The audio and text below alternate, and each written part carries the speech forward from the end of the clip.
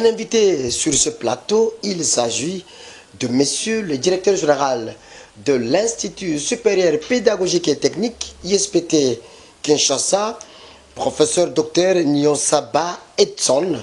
Ensemble avec lui, nous allons parler de son arrivée à l'ISPT Kinshasa, ce qu'il a vu, ce qu'il a fait et ce qu'il envisage pour l'image et la bonne image de l'ISPT Kinshasa. Monsieur le directeur général, bonjour et soyez le bienvenu. Bonjour, merci beaucoup. Voilà, vous êtes directeur général de l'ISPT Kinshasa. La première question, lors de votre remise et reprise, comment avez-vous trouvé l'ISPT dont vous gérez aujourd'hui? Je voudrais rappeler que l'ISPT, c'est l'Institut supérieur pédagogique technique qui a été créé depuis 1976.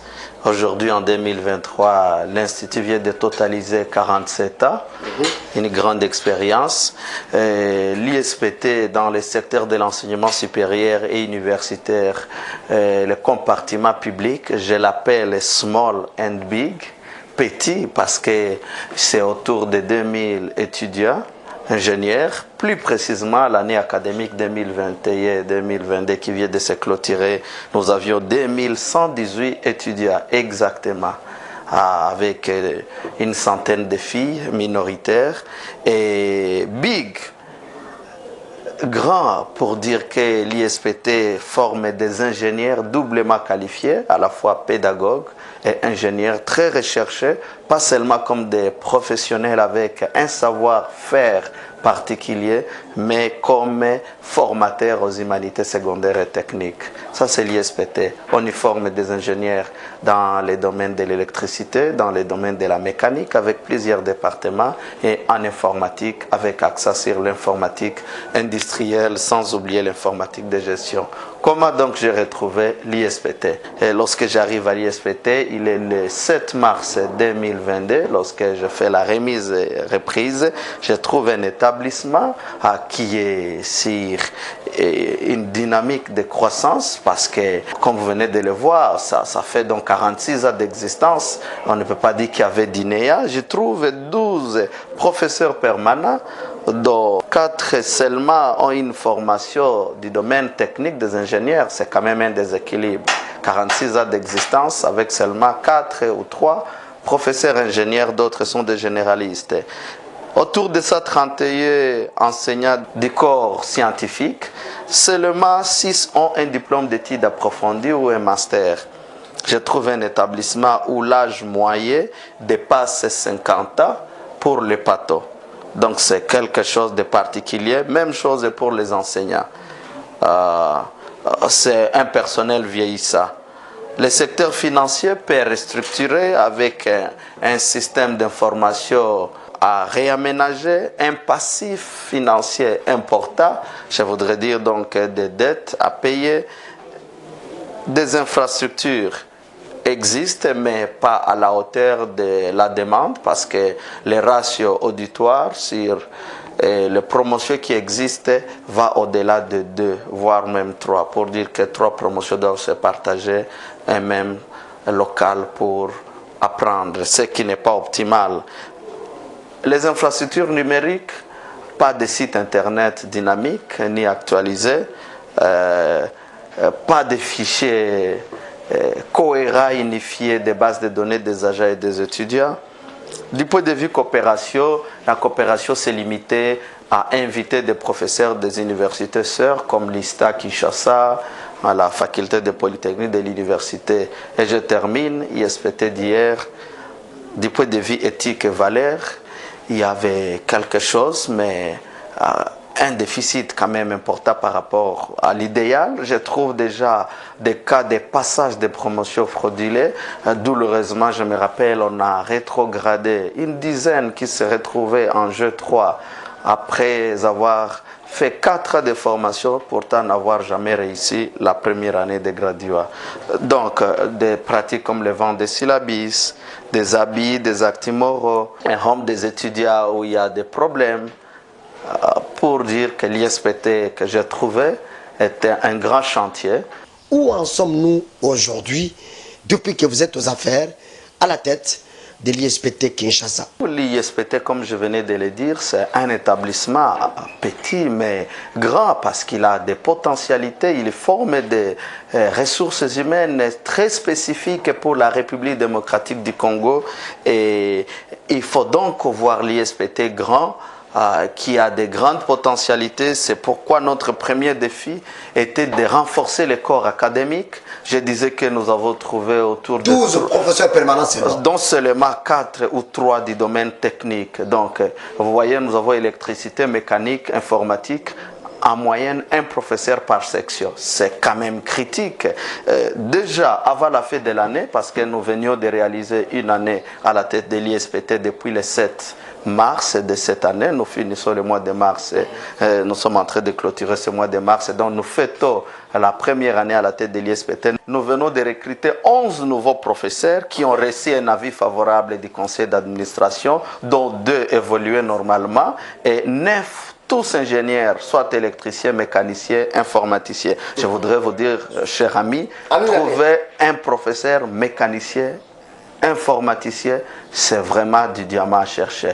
Nous avons procédé comment? Nous avons créé un site internet très dynamique avec une politique de gestion des anciens de l'ISPT. Partout où ils se trouvent au monde, ils peuvent s'auto-enregistrer. Qu'est-ce qu'il faut? Qu'est-ce qu'ils sont devenus? Et parmi eux, nous avons trouvé déjà des PhD qui sont déjà très qualifiés dans le monde, dans les grandes universités. Ils nous ont fait l'honneur Innovation, de parce que venir chez nous. dans d'autres établissements, les sites internet, vous verrez des informations, nous sommes en 2023, mais les informations qu'ils trouvent sont de 2000. Aujourd'hui, nous sommes en 2023, c'est une exigence et lorsqu'on doit communiquer à l'international, on doit y passer. Donc je disais que nous avons déjà les corps académiques à quitter, donc de 12 professeurs, maintenant nous sommes à 25 professeurs avec une majorité absolue de professeurs ingénieurs. En une année seulement. En une année seulement. Et ils attendent l'arrêté parce que le conseil d'administration les a déjà validés. Très bien. Sur les scientifiques, nous sommes actuellement à 134 agents, assistants et chefs de travaux. Il y a 12 nouveaux et presque tous, la quasi-totalité, finissent le diplôme d'études approfondies. D'autres sont inscrits au programme des masters. D'autres vont attendre le master préparatoire préconisé par la nouvelle dynamique de la formation de 3e cycle. Le plateau, on est à 250 agents. Ce n'est pas pléthore? Non, c'est un plateau. Vous voyez, nous avons 47 ans d'existence. Vous savez, le pays n'a pas encore maîtrisé la politique de mise en retraite. Nous nous retrouvons, j'ai dit que l'âge moyen des enseignants et des agents plateaux est au-dessus de 50. C'est critique quand même. Je voudrais dire que récemment, nous venions d'obtenir 43 mécanisations avec des matricules pour tous les agents sans matricule. On peut dire qu'aujourd'hui, l'ISPT dispose d'une base de données précise, cohérente, et tous les agents, il y a plus de NU. ISPT dispose d'une base de données complète, cohérente. Avec des empreintes digitales, avec l'identification biométrique, chaque agent est identifié, présent. Très bien. Mais qu'en est-il de la qualité des enseignements à l'ISPT et qu'en est-il de la qualité des infrastructures, monsieur le directeur général? C'est un aspect. Vous avez souligné dans votre première prise de parole que vous avez trouvé 2 promotions qui s'est bousculées, qui s'est partagées à un seul local. Qu'en est-il de la qualité de la formation et des infrastructures à l'ISPT où aujourd'hui c'est vous qui êtes à la tête? Dès l'arrivée, nous avons trouvé que les personnels, il fallait les motiver. Nous avons donc amélioré les conditions de traitement de tous les agents de 30% en termes d'indemnité de transport. Nous les avons formés, nous les formons dans l'utilisation de nouvelles technologies pour l'enseignement moderne.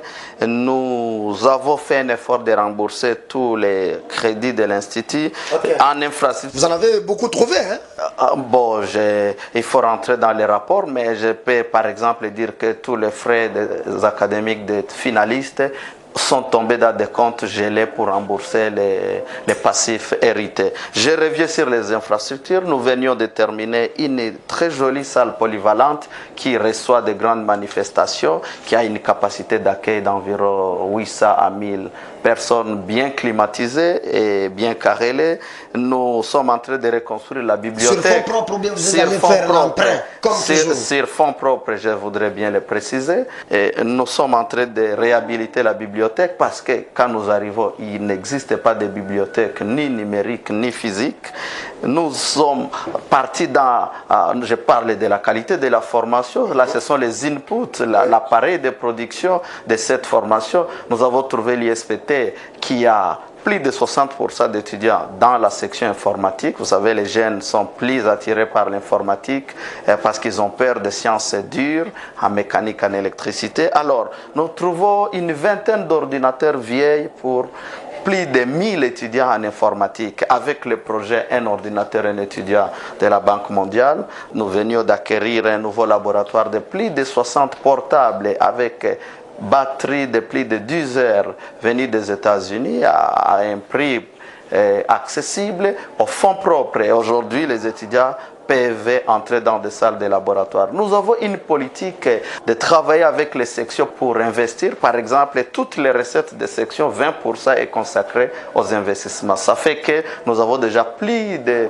10 vidéoprojecteurs, des baffles modernes et les sections participent même à la politique d'investissement. Je voudrais dire que les infrastructures ne sont pas seulement physiques. Aujourd'hui, avec la Covid, on sait que les infrastructures numériques comptent beaucoup. C'est à l'ère de nouvelles technologies. Voilà, nous avons donc un site internet très dynamique, très à jour, très actualisé, avec un effectif précis, je dis bien précis, des étudiants, sans arrondissement, ni par défaut, ni par excès. Et je voudrais vous surprendre pour vous dire que les résultats des délibérations de la première session et de la seconde session de l'année qui vient de finir 2021-2022, la première que nous venions d'achever, se trouve sur l'Internet, avec des bulletins, avec un code QR, où vous pouvez scanner, vous retrouvez l'identité correcte. Tout ça pour lutter contre les antivaleurs. Je voudrais dire que ça communique beaucoup parce que ce site nous permet d'entrer en contact avec le monde, le partenaire. Je voudrais dire donc avec ces inputs,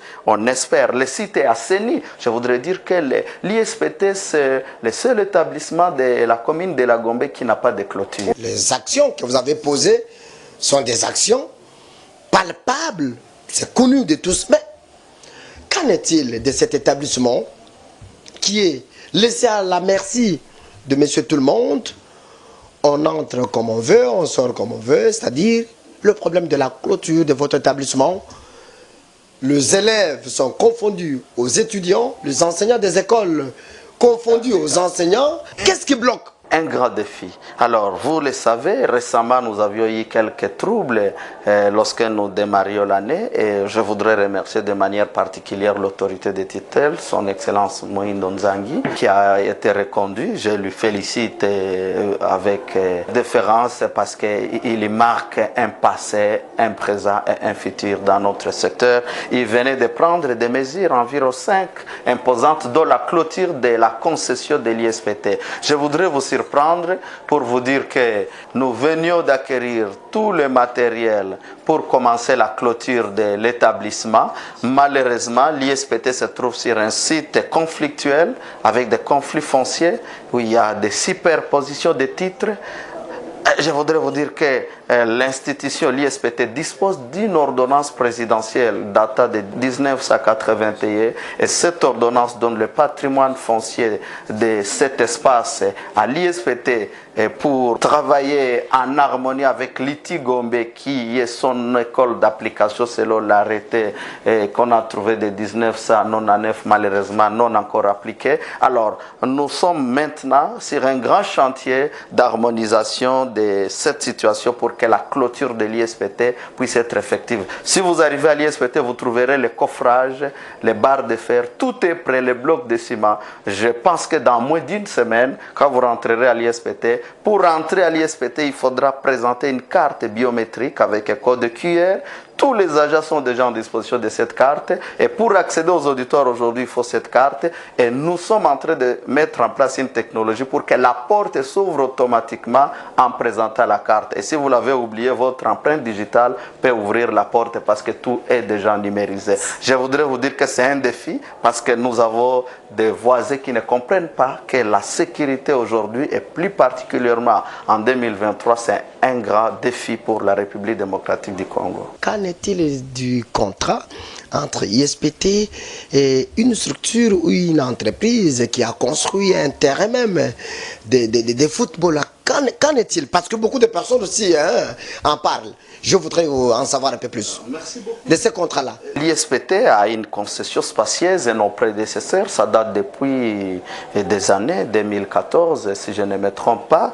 Et il y a des contrats qui ont suivi des procédures normales de passation des marchés publics-privés qui aide l'ISPT. C'est un partenaire, le plus grand, c'est la société de bétonnage congolaise, on l'appelle SBC, qui a des usines, quelques ateliers, et cette entreprise permet de professionnaliser nos étudiants lorsqu'ils passent des stages. Cette entreprise a participé à construire les deux grands bâtiments de l'ISPT comme auditoire et ils sont là pour un délai plus ou moins long. Je pense que leur contrat était d'une durée de 25 ans. Ils payent bien sûr un loyer pas très fameux, parce que je voudrais dire... Mais ça devrait être revu quand même. Quand ils sont arrivés, je voudrais dire qu'en matière de passation des contrats, la révision des contrats suit aussi une procédure légale. Donc, tout ce que nous avons fait dès notre arrivée, c'est de nous assurer que le patrimoine foncier du pays est en sécurité. Et là où nous avons trouvé des irrégularités, par exemple des superficies non précisées, nous avons conjointement avec tous les partenaires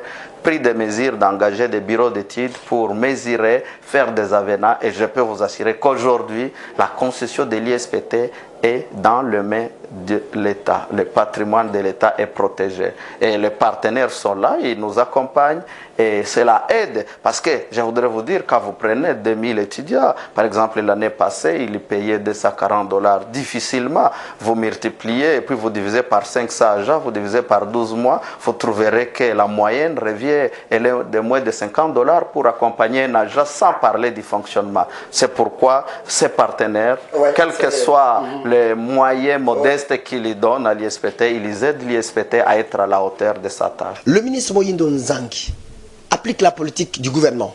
Et le gouvernement, c'est la vision du chef de l'État, Félix Antoine Tshisekedi Tshilombo. Il impose le système LMD. ISPT boot ou ISPT dit oui? Question directe. L'ISPT fait partie des pionniers dans la réforme LMD. Vous savez que cette réforme est partie en deux phases. D'abord, avec les projets de la Banque mondiale, on a accompagné une douzaine d'établissements au niveau de la République. L'ISPT a fait partie des établissements pilotes. Je peux vous surprendre pour vous dire que nous sommes à la 4e année du système LMD. Donc, ceux qui ont commencé le système LMD à l'ISPT, en mécanique générale, mécanique automobile, mécanique agriculture, mécanique construction, électricité en électrotechnique, d'autres domaines d'électricité, en informatique de gestion et industrielle, ils sont déjà à la 4e année. Ils vont sortir déjà comme les premiers diplômés cette année. Et cela veut dire que l'ancien système est en train de disparaître. Par exemple, pour votre information, aujourd'hui, nous n'avons plus des promotions du premier cycle. Le premier cycle vient de disparaître complètement. Il ne nous reste que première année de licence du second cycle et deuxième année de licence du second cycle dans l'ancien système. Tout est remplacé par le système LMD progressivement. Maintenant, nous travaillons sur le programme de master parce que l'année prochaine, nous devons déjà lancer le second cycle. Nous sommes de bons élèves et nous consommons les LMD sans indigestion. Monsieur le directeur général, une année, déjà, ça passe très bien, félicitations, mais que dire de perspective d'avenir? Qu'est-ce que vous pensez sur l'avenir de l'ISPT Kinshasa, parce que vous êtes à la tête de cet établissement? Je voudrais dire que ces perspectives, nous y avons travaillé déjà tout au long de l'année avec le renforcement de la coopération. Nous avons à maintes fois été en Suisse, nous avons été en France, nous avons été auprès des partenaires locaux et nous sommes en train de formaliser beaucoup de projets de partenariat. Et lorsque je parle des projets de partenariat avec des grandes universités du Nord, avec les universités du Sud, surtout la professionnalisation, c'est notre défi le plus important. Alors, je voudrais vous dire que, par exemple, le chef de section de l'électricité venait d'être promu par son Excellence, M. Félix Tshisekedi Antoine, comme le DGA de SNEL National. Et nous sommes en train de collaborer pour que nos étudiants en électricité puissent faire des stages, puissent faire des jobs students. Nous sommes avec les organisations comme le FAO. Nous faisons un grand assainissement de notre établissement pour mettre l'éthique, les circuits d'information cohérents, la transparence. Et les agents, les collaborateurs ont accès aux informations en temps utile. Les étudiants sont informés. Je voudrais dire que nous faisons partie des établissements rares pour cette année qui vient de faire signer tous les étudiants un acte d'engagement préconisé par le VADMECUM, la nouvelle version, et recevoir officiellement un règlement de l'étudiant. Je voudrais même inviter la tutelle de penser à un projet d'un règlement de l'étudiant national, parce qu'il n'existe pas ce document. Nous avons conçu à l'aide des documents basiques, la loi 2014 et autres, sur l'enseignement, quelques informations pour constituer un règlement de l'étudiant. Notre vision, c'est laquelle? Je voudrais dire que nous sommes en train d'aller vers l'automatisation, la numérisation de tous les secteurs, en partant de l'inscription jusqu'à la sortie des derniers titres de l'étudiant, à tout ce qui est département, division, direction, des pathos. Tous ces secteurs administratifs comme académiques seront numérisés cette année et des partenaires sont en train déjà de travailler sur la collecte des données. Nous sommes en train de travailler pour construire de nouveaux bâtiments. Je venais de dire que l'autorité a pris la décision de fermer momentanément les homes que nous devons réhabiliter maintenant. Donc les infrastructures pour nous, c'est, vous voyez, l'ISPT n'a pas d'infrastructure visible, gigantesque à la hauteur de sa vision et de sa tâche. Nous voulons nous doter des infrastructures à la hauteur, nous voulons relancer la recherche expérimentale et la recherche action. Vous savez, l'ISPT, dans d'autres pays, c'est un établissement qui devait contribuer à une recherche stratégique et des découvertes très sensibles pour renforcer la sécurité du pays, la production, la mécanisation des petits métiers pour améliorer les revenus des populations.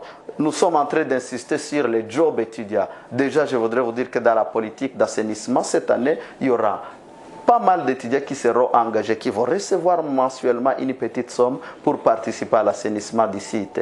Aussi, avec les partenaires, nous sommes en train de signer des contrats pour que nos étudiants puissent aller en stage et être payés et être brevetés pour acquérir l'expérience professionnelle déjà en entreprise. Nous rêvons beaucoup de choses et je voudrais dire que les filles viennent rarement dans les formations des ingénieurs. Nous sommes en train de mettre en place une politique de discrimination positive pour attirer la jeune fille congolaise vers la formation des ingénieurs. C'est par ces mots de la fin du directeur général de l'ISPT Kinshasa que nous avons mis fin à cette édition dont j'ai eu le réel plaisir de vous présenter. Merci à la grande équipe technique qui a été derrière la caméra, Nene Wambenga, Jérès Landou, Jordan Kabengele.